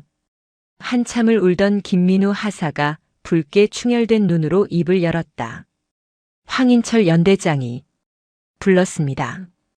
제 진급, 장기 복무, 그리고 저희 부모님 식당까지 이야기했습니다. 그냥 사고라고만 말하라고 했습니다. 바람이 불었다고 그렇게만 말하면 다 잘 될 거라고. 한 대위님은 어차피 끝났다고. 저보고 죽은 배에 같이 타지 말라고. 그는 자신의 비겁함과 황인철의 악랄함을 모두 토해냈다. 그리고 오늘 의무대에서 유지혁 그 자식을 봤습니다. 유지혁? 그놈이 혐의 없음으로 풀려나서 저를 보고 비웃었습니다. 중대장님께 껌을 뱉을 때와 똑같은 그 표정으로 저를 비웃었습니다. 김민우 하사의 몸이 다시 떨리기 시작했다. 그 순간 깨달았습니다. 저는 그냥 괴물을 제 손으로 풀어준 배신자입니다. 저는 군복 입을 자격도 없습니다. 그는 자신의 머리를 스스로 때리기 시작했다. 그때 한서진의 차가운 손이 그의 주먹을 붙잡았다. 김하사. 김민우 하사가 고개를 들었다. 한서진은 그를 배신자를 보는 눈이 아닌 부상당한 팀원을 보는 눈으로 바라보고 있었다. 넌 배신자가 아니야. 너도 피해자야. 예. 황인철과 유승민의 직권 남용과 협박에 희생된 피해자. 나하고 똑같아. 한서진은 그의 손을 놔주었다. 울지 마. 707에서는 울 시간에 방아쇠를 당기라고 배웠어. 방아쇠. 말씀이십니까? 그래. 우리가 당한 만큼. 아니, 그 10배로 갚아줄 시간이야. 한서진은 자신의 전투복 상의 주머니에서 그날 껌을 담았던 지퍼백과 녹음기를 꺼내 김민우 하사에게 보여주었다. 이건 유지혁의 타액이 묻은 껌. 그리고 이건 황인철이 날 협박한 녹음. 김민우 하사의 눈이 흔들렸다. 하지만 부족해. 내가 헌병대에서 한 거짓 진술 때문에. 저놈들은 이 증거들을 사적인 감정으로 몰고 갈 거야. 한서진이 김민우 하사의 눈을 똑바로 바라보았다. 내가 필요해, 김하사. 내가 황인철에게 협박을 당했다는 진술이. 그리고 그 협박의 증거가. 증거 말입니까? 황인철이 너에게 또 연락할까? 아마 그럴 겁니다. 다음 주에 중대장님 징계위원회가 열린다고. 그때까지 입 다물고 있으라고. 다시. 좋아. 한서진은 자신의 주머니에서 녹음기 하나를 더 꺼냈다. 707에서 쓰던 펜 모양의 초소형 녹음기였다. 다음에 황인철이 부르거든. 이걸 가지고 가. 그리고 그가 했던 모든 말을 다시 한번 확인시켜. 제 진급 신경 써주시는 거 맞죠? 제가 헌병대에서 연대장님 말씀대로 진술했습니다. 이런 식으로. 이건 함정수사 아닙니까? 아니. 한서진의 목소리가 단호해졌다. 이건 피해자가 자신의 피해 사실을 입증하기 위한 정당방위야. 너 자신을 지키는 거야. 김하사. 그리고 내가 잃어버린 군인의 명예를 되찾는 거야. 김민우 하사는 떨리는 손으로 그 펜을 받아들었다. 그것은 펜이 아니었다. 복수의 칼자루였다. 하겠습니다. 중대장님. 좋아. 한서진은 자리에서 일어났다. 그리고 이건 나 혼자 하는 게 아니야. 다음 날 훈련소 본부 법무실. 오수현 법무관의 사무실에 한서진과 김민우 하사가 함께 앉았다. 김하사는 밤새 뜬 눈으로 보냈지만 어제와 달리 눈빛에 도끼가 서려 있었다. 그래서 김하사님도 모든 걸 거시겠다? 오수연이 날카롭게 물었다. 네. 좋아요. 그럼. 판이 커졌네. 오수연은 법률 서적을 뒤적이며 말했다. 한서진. 너에 대한 징계위원회. 이거 우리가 역으로 이용해야 해. 어떻게? 징계위원회는 피해자의 진술이 가장 중요해. 그런데 유지혁은 이미 혐의 없음으로 풀려났고 한서진 너는 가해자로 몰려있지. 이 판을 뒤집어야 해. 오수연이 컴퓨터로 무언가를 빠르게 검색했다. 각계전투교장. 혹시 거기 CCTV 없었나? 한서진이 고개를 저었다. 훈련 보안상. 교장 내부에는 없어. 하지만 한서진의 눈이 번뜩였다. 헌병대 차량. 헌병대가 유지혁을 연행하러 왔을 때 헌병대 차량의 블랙박스. 그게 교장 입구를 비추고 있었을 거야. 그걸론 부족해. 껌 뱉는 장면이 찍혀야지. 아니, 껌 뱉는 장면은 이 녹음기에 선명하게 담겨 있어. 한서진이 녹음기를 툭툭 쳤다. 퇴하는 소리. 됐습니까? 라는 조롱. 그리고 김하사의 미친 새끼라는 외침까지. 오디오. 와. 대박. 오수연은 전율했다. 그럼 그 블랙박스 영상이 왜 필요하지? 블랙박스 영상에는 내가 유지혁을 제압하고 김하사가 그 옆에 서 있는 장면이 찍혔을 거야. 그리고 헌병대가 그를 현행범으로 체포해가는 장면. 그 영상은 그날의 상황이 김하사가 진술한 사고가 아니라 명백한 체포 상황이었음을 입증하는 시각적 증거가 될 거야. 오디오와 비디오의 완벽한 조합. 한서진, 너 707에서 작전 짤 때도 이랬어? 난 이길 수 없는 싸움은 하지 않아. 오수연은 즉시 군 법무관의 권한으로 헌병대 차량 블랙박스 영상과 사단 의무대 유지혁 입원 기록을 증거로 신청했다. 당연히 저들은 거부하거나 영상이 삭제되었다고 하겠지. 오수연이 냉소적으로 말했다.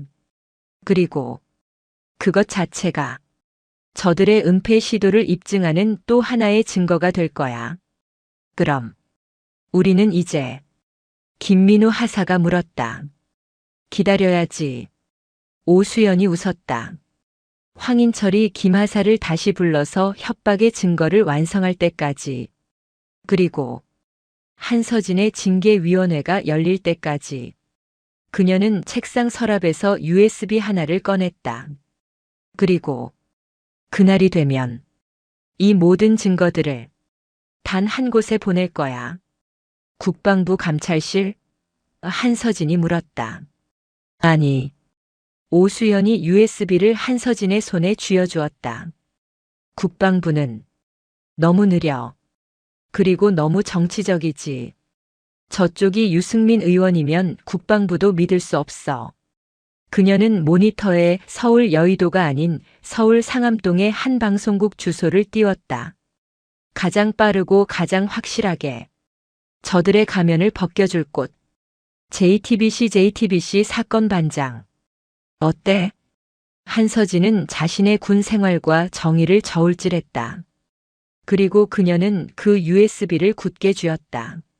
사이다를 위한 모든 준비가 가장 처절한 어둠 속에서 완료되고 있었다.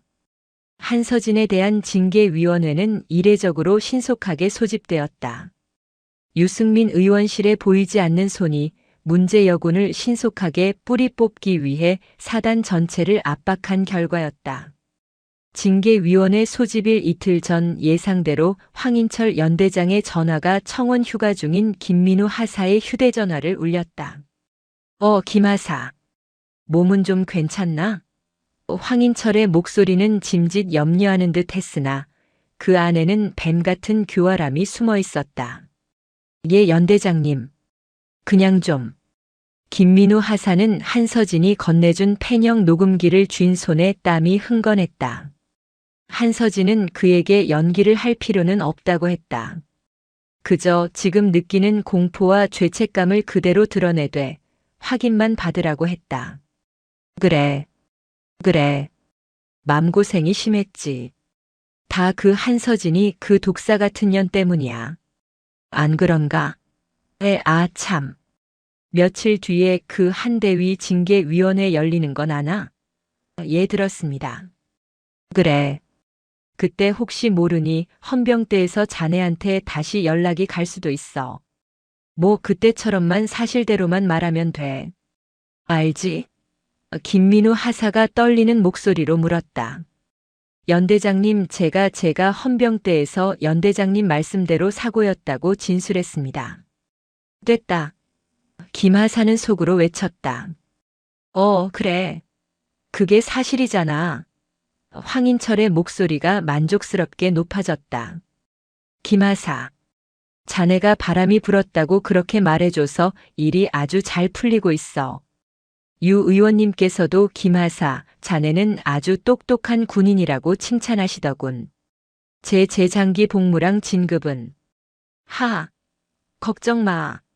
이 황인철이 그리고 저 유 의원님께서 자네 앞길은 아주 그냥 고속도로로 뚫어줄 테니까. 응? 한서진이 그녀는 징계위원회에서 파면될 거야. 그러니 자네는 푹 쉬다가 복귀해서 나만 믿고 따라와. 알았지? 예, 알겠습니다, 연대장님. 찰칵. 전화가 끊어지고 김민우 하사는 그 자리에 주저앉아 거친 숨을 몰아쉬었다.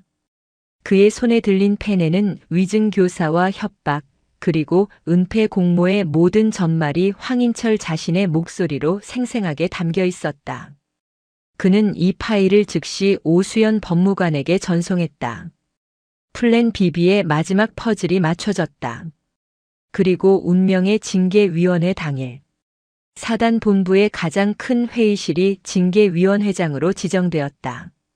사단장과 헌병대장 그리고 사단 법무관까지 유승민의 압력을 받은 높은 분들이 한서진 한 명을 심판하기 위해 모여 있었다. 황인철 대령은 참고인 자격으로 배석해 굳은 표정으로 앉아 있었다. 피징계자 한서진 대위. 입장. 회의실 문이 열리고 한서진이 전투복이 아닌 한치의 흐트러짐도 없는 정복 차림으로 걸어 들어왔다.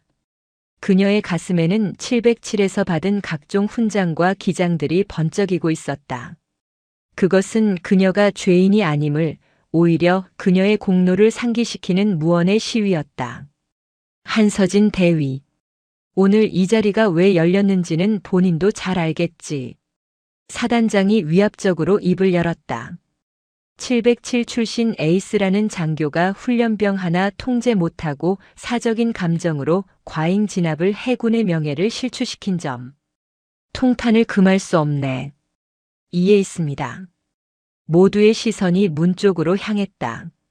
한서진과 함께 오수연 법무관이 두꺼운 서류철을 들고 들어왔다. 오오 대위. 자네가 왜 여기? 사단 법무관이 당황해서 물었다. 본관은 금일 피징계자 한서진 대위의 법률 대리인 자격으로 이 자리에 참석했습니다. 오수연은 당당하게 한서진의 옆자리에 앉았다. 뭐? 법률 대리인? 이게 무슨 민간 법정인 줄 아나? 황인철이 소리쳤다. 징계위원회 규정 제-X조 X항에 의거 피징계자는 법률적 조력을 받을 권리가 있습니다. 오수연이 차갑게 받아쳤다. 시작하시죠, 위원장님. 저희는 시간이 없습니다. 사단장은 불쾌한 기색을 감추지 못하며 헌병대장에게 눈짓했다. 헌병대 조사 결과 보고합니다. 헌병대장이 일어섰다. 이번 사건은 피징계자 한서진 대위가 훈련병 유지역의 실수를 고의로 오인하여 과도한 폭력을 행사한 과잉 진압 사건으로. 잠깐. 오수연이 손을 들었다. 실수라고 하셨습니까? 그 근거는 무엇입죠? 그것은 유일한 목격자 김민우 하사의 진술에. 그 진술이 황인철 연대장님의 협박과 회유에 의해 조작된 것이라면 어떻습니까? 뭐라고? 황인철이 자리에서 벌떡 일어났다. 저 여자가 지금 무슨... 시끄럽습니다. 황인철 참고인. 지금부터는 피고인이 될 수도 있으니 발언에 신중하십시오. 오수연이 회의실 중앙의 스피커에 펜형 녹음기를 연결했다. 이건 김민우 하사가 바로 이틀 전 황인철 연대장과 통화한 내용입니다. 위원장님과 위원분들의 공정한 판단을 위해 공개합니다. 오수연이 재생 버튼을 눌렀다. 회의실에는 황인철의 목소리가 생생하게 울려 퍼졌다. 자네가 헌병대에서 사고였다고 진술했습니다. 그래. 그게 사실이잖아. 바람이 불었다고 그렇게 말해줘서 일이 아주 잘 풀리고 있어. 한서진이 그녀는 징계위원회에서 파면될 거야. 자네 앞길은 아주 그냥 고속도로로 뚫어줄 테니까. 정적. 회의실의 공기가 얼어붙었다. 사단장은 믿을 수 없다는 표정으로 황인철을 바라보았다. 황인철의 얼굴은 하얗게 그야말로 백지장처럼 변해갔다. 이거 조작이야. 합성이라고. 저 전현이 날 모함하는 거야. 그가 발악하듯 소리쳤다. 조작 여부는 국방부 과학수사연구소에 맡기면 되겠지요. 오수연이 서류철에서 두 번째 자료를 꺼냈다. 이것은 사건 당일 각계 전투 교장에서 한서진 대위가 확보한 녹취록 원본입니다. 다시 스피커가 울렸다. 훈련 중 껌 씹는 행위는 군기 위반이다. 당장 뱉어. 아깝게 아직 단물도 다 안 빠졌는데 왜요? 쪽, 펑 하는 소리 이 미친 새끼가. 김민우 하사의 목소리 마지막 경고다. 뱉어. 뱉으라고요? 퇴. 선명한 파열음. 됐습니까? 씹던 거라 좀 더럽나? 징계위원회에 참석한 누군가의 입에서 탄식이 터져나왔다. 그리고 이것이 그 더러운 껌의 실물입니다. 오수연이 테이블 위에 증거물 1호가 담긴 지퍼백을 올려놓았다. 유지혁 훈련병의 타액과 DNA 유전자가 선명하게 남아있겠지요. 마지막으로 헌병대에서 삭제되었다고 주장한 헌병대 차량 블랙박스 영상 원본입니다. 오수연이 USB를 꽂았다. 화면에는 한서진이 유지혁을 제압하고 헌병대가 그를 체포해가는 사고가 아닌 사건의 현장이 고스란히 담겨 있었다. 황인철은 그 자리에 주저앉았다. 아니야. 사단장은 온몸을 떨고 있었다. 이것은 징계가 아니라 범죄 현장이었다. 당장 황인철 대령 보직 해임하고 대기. 그때였다. 징계위원회장의 문이 거칠게 열렸다. 국방부 직할 감찰본부 수사관들이었다. 사단장님, 죄송하게 됐습니다. 지금부터 이 징계위원회는 국방부 감찰로 전환됩니다. 뭐라고? 황인철 대령. 직권 남용 및 위증 교사 혐의로 긴급 체포합니다. 안 돼. 사단장님, 유 의원님, 살려주. 황인철이 헌병들에게 끌려나가며 발악했다. 그리고 한서진 대위님, 오수연 법무관님, 김민우 하사, 감찰관이 세 사람에게 경례를 붙였다. 두 분이 제출하신 내부 고발 및 고소장 잘 접수되었습니다. 철저하게 수사하겠습니다. 모든 것이 한서진과 오수연의 계획대로였다. 그들은 징계위원회를 범죄자들을 한자리에 모아놓고 언론이라는 가장 큰 폭탄이 터지기 직전에 군 내부의 칼로 먼저 올감해버린 것이었다. 오수연이 한서진을 보며 씩 웃었다. 자, 이제 두 번째 막이 오를 시간이네. 그녀가 휴대전화 시계를 확인했다. 오후 5시 정각. 회의실에 있던 대형 텔레비전에서 익숙한 시그널 음악이 흘러나오기 시작했다. JTBC 사건 반장. 오늘의 헤드라인이 화면을 가득 채웠다. 단독됐습니까? 더럽나? 707 출신 여군 뺨에 껌 뱉은 국회의원 아들. 심판의 불길이 올랐다. 안녕하십니까? 사건 반장 김 반장입니다. 오늘 저희가 다룰 첫 번째 사건은 듣고도 믿기 힘든 대한민국 군의 기강 붕괴, 그리고 그 뒤에 숨겨진 추악한 권력의 민낯에 대한 이야기입니다. JTBC 사건 반장의 스튜디오. 김 반장의 표정은 그 어느 때보다 분노로 굳어 있었다. 사건의 발단은 충남 논산의 한 육군 훈련소에서 벌어졌습니다. 훈련병이, 그것도 현직 3선 국회의원의 아들이 707 특수부대 출신의 여군 중대장을 상대로 차마 입에 담기 힘든 모욕과 폭행을 저질렀다는 제보입니다. 사단 본부 징계위원회장, 국방부 감찰관들도 넋이 나간 사단장도, 그리고 한서진과 오수연도 모두가 텔레비전 화면을 숨죽인 채 지켜보고 있었다. 황인철은 끌려나가다 말고 이 광경을 보며 다리가 풀려 주저앉았다. 저희가 그날의 충격적인 음성을 단독으로 입수했습니다. 스튜디오에, 그리고 대한민국 전역의 안방에 그날의 소리가 울려 퍼졌다. 뱉으라고요? 퇴. 스튜디오 패널들의 입이 떡 벌어졌다. 아니 저게 퇴하고 뱉는 소리입니까 지금? 세상에. 됐습니까? 씹던 거라 좀 더럽나? 김 반장이 주먹을 꽉 쥐었다. 네. 됐습니까? 씹던 거라 좀 더럽나? 이게 훈련병이 자신을 가르치는 중대장 상관에게, 그것도 여성 상관에게 면전에서 한 말입니다.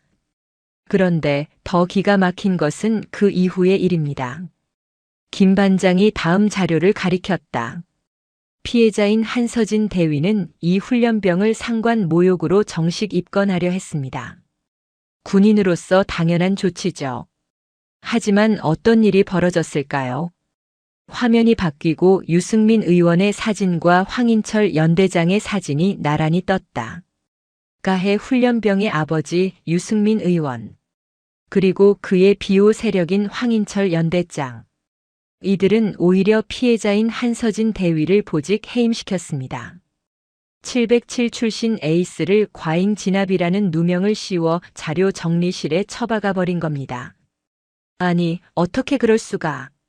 패널 중 한 명이 분노를 참지 못했다. 증거가 없었을까요? 아니요. 증거는 차고 넘쳤습니다. 화면에는 증거물 1호 지퍼백에 담긴 껌 사진이 클로즈업 되었다. 이것이 그날 한 대위의 뺨에 날아와 붙었던 껌입니다. 명백한 폭행의 증거물이죠. 하지만 이들은 이 증거를 뭉개기 위해 더 끔찍한 일을 저지릅니다. 유일한 목격자였던 김민우 하사를 협박합니다. 김 반장은 그 녹음 파일을 재생했다. 한서진이 그녀는 징계위원회에서 파면될 거야. 자네 앞길은 아주 그냥 고속도로로 뚫어줄 테니까. 스튜디오는 그야말로 충격에 휩싸였다. 이게 지금 대한민국 육군 대령의 입에서 나온 말입니다. 자신의 부하를 연이라고 칭하며 진급을 미끼로 위증을 교사한 겁니다. 김 반장이 카메라를 정면으로 응시했다. 저희 사건 반장은 오늘 국방부 감찰본부에 이 모든 증거 자료를 원본 그대로 넘겼습니다. 유승민 의원님, 보고 계십니까? 그리고 이 방송을 보고 있을 가해 훈련병 유지혁 씨. 당신들이 껌처럼 뱉어버린 것은 한 군인의 명예가 아니라 당신들의 인생이었습니다. 국방부는 지금 당장 이 사건의 진상을 한 점 의혹 없이 밝혀내야 할 것입니다. 방송이 끝나기가 무섭게 대한민국이 뒤집혔다. 실시간 검색어 1위. 국회의원 아들 껌 2위. 유승민 3위. 한서진 대위 4위. 707여군 5위. 황인철 파면. 각종 인터넷 커뮤니티는 그야말로 폭발했다. 와 퇴? 내 귀를 의심했다. 707 출신이면 저 정도면 그냥 현장에서 쏴 죽여도 무죄 아니냐? 유승민 의원실 지금 전화 불통임 키읔 한서진 대위님, 그 굴욕을 어떻게 유유유, 저런 게 국회의원이고 저런 게 연대장이라고. 김민우 하사 녹음한 거 진짜 신의 한 수다. 이건 사이다가 아니라 용암이다. 유승민 의원의 휴대전화는 그야말로 불이 났다. 정당 대표, 원내 대표 그리고 대통령 비서실에서까지 전화가 빗발쳤다. 의원님, 이게 대체 무슨... 아닙니다. 그게 오해입니다. 음모입니다. 오해? 지금 퇴소리가 전국에 울려 퍼졌는데 오해라고요. 의원님 당에서 출당 조치를 논의할 수밖에 없습니다. 출당. 그의 정치 생명이 껌 하나에 끝장나는 순간이었다. 같은 시각 사단 의무대 특실. 유지혁은 텔레비전으로 자신의 범죄가 생중계되는 것을 넋이 나간 채 보고 있었다. 됐습니까? 씹던 거라 좀 더럽나? 자신의 목소리가 텔레비전에서 흘러나오는 이 비현실적인 상황. 그는 아버지만 믿고 자신이 무슨 짓을 저질렀는지조차 망각하고 있었다. 그때 특실 문이 거칠게 열렸다. 국방부 감찰관 그리고 헌병대였다. 훈련병 아니 유지혁 씨. 감찰관이 차갑게 그를 불렀다. 혐의 없음으로 풀려나셨다고 들었습니다. 그건 아빠가 지금 이 시간부로 상관 모욕 및 폭행 혐의로 다시 긴급 체포합니다. 뭐라고요? 나나 환자야. 정신적 충격. 그 연기 이제 군사법정 가서 하시기 바랍니다. 안 돼. 안 돼. 아빠. 유지혁의 비명은 텔레비전 소리에 묻혀버렸다. 징계위원회장. 모든 것이 끝난 그곳에 한서진은 텔레비전을 끈 채 조용히 서 있었다. 오수연이 그녀의 어깨를 툭 쳤다.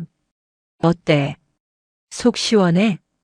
한서진은 대답 대신 뺨에 남은 듯한 그 끈적한 껌의 감촉을 손등으로 닦아냈다. 아니, 이제는 느껴지지 않았다. 사건 반장의 보도는 단순한 폭로가 아니었다. 그것은 썩어 빠진 권력의 심장부를 겨눈 참수였다. 그날 저녁 국방부 장관은 대국민 담화를 발표했다. 국민 여러분께 심려를 끼쳐드려 송구합니다.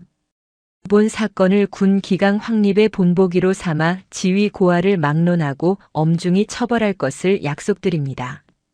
전군을 대상으로 한 관사 및 군 간부 사적 운용 실태 전수조사가 시작되었다. 그리고 심판이 시작되었다. 첫 번째 심판 대상. 황인철 대령. 그는 위증교사, 직권남용, 상관모함 등 10가지가 넘는 혐의로 군사재판에 회부되었다. 그는 법정에서 유승민 의원이 시켰다. 나는 억울하다며 눈물로 호소했다. 하지만 그가 김민우 하사에게 했던 그 추악한 녹음이 울려 퍼지는 순간 그는 무너졌다. 판결은 불명예 전역 및 징역 3년. 그가 그토록 지키고 싶었던 별은 그의 손이 닿기도 전에 가장 추악한 방식으로 떨어져 나갔다. 두 번째 심판 대상. 유승민 의원. 그는 쏟아지는 여론의 문매와 출당이라는 정치적 사형 선고 앞에 결국 무릎을 꿇었다. 국회의사당 본청 계단. 수백 대의 카메라 앞에서 그는 눈물의 사퇴기자 회견을 열었다. 아들을 잘못 키운 아비의 죄입니다. 그가 엎드려 절을 하는 순간 누군가 그를 향해 껌 한 통을 던졌다. 철퍽. 그의 이마에 껌들이 달라붙었다. 그는 평생 그 굴욕적인 장면으로 기억될 것이었다. 그의 정치 생명은 그것으로 끝이었다. 그리고 마지막 심판 대상. 유지혁. 그는 환자가 아니었다. 범죄자였다. 군사법정. 그는 끝까지 심신미약과 한서진 대위의 과도한 스트레스 유발을 주장했다. 하지만 오수연 법무관이 증거로 제출한 사단 의무대 특실에서의 그의 행적 PX 이용, 동기들과의 웃고 떠드는 CCTV이 공개되자 그는 할 말을 잃었다. 상관 모욕죄, 상관 폭행죄. 판결은 징역 1년 6개월의 실형. 그는 훈련소가 아닌 육군 교도소로 가게 되었다. 아빠, 나 억울해. 아빠. 그의 처절한 울부짖음은 법정의 무거운 문을 넘지 못했다. 모든 폭풍이 지나가고 한서진 대위는 파면이 아닌 복권되었다. 그녀의 보직 해임 명령은 부당한 것으로 철회되었다. 그녀는 다시 7중대 중대장으로 복귀했다. 그리고 얼마 뒤 오수연 법무관이 또 다른 승전보를 들고 그녀를 찾아왔다. 한서진 씨, 김민우 씨. 오수연은 민사소송 판결문을 흔들었다. 법원에서 피고 유승민, 유지혁, 황인철은 원고 한서진, 김민우에게 정신적 피해 보상으로 각각 1억 원 그리고 5천만 원을 지급하라고 판결했어. 껌값치고는 꽤 비싸지. 김민우 하사는 그제야 처음으로 환하게 웃었다. 그는 외상 후 스트레스 장애에 대한 정식 치료를 보장받았고 위증 교사의 피해자이자 내부 고발자로 인정받아 모든 불이익을 취소받았다. 그리고 그토할수록 원하던 중사로 명예롭게 진급했다. 며칠 뒤 육군 훈련소 연병장. 수천 명의 장병들이 도열한 가운데 육군 참모총장이 직접 단상에 섰다. 오늘 본관은 자랑스러운 참군인에게 표창을 수여하고자 이 자리에 섰습니다. 칠중대 중대장 대위 한서진. 예, 대위 한서진. 한서진이 우렁찬 목소리로 단상 위로 뛰어 올라갔다. 참모총장이 그녀의 가슴에 육군 참모총장 표창을 달아주었다. 한서진 대위는 어떠한 외압과 불의에도 굴하지 않고 군인의 본분과 법과 원칙을 지켜내어 무너진 군의 기강을 바로 세운 전군의 귀감이 되는 참군인이다. 충성. 한서진은 거수 경례를 붙였다.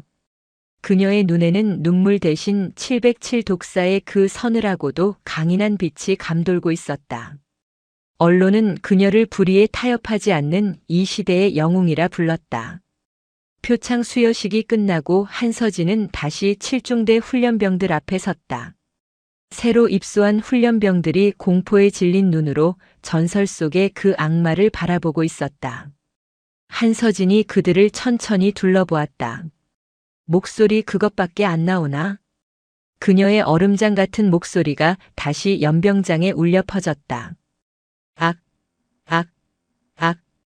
그날 논산 연무대의 함성 소리는 그 어느 때보다 우렁찼다.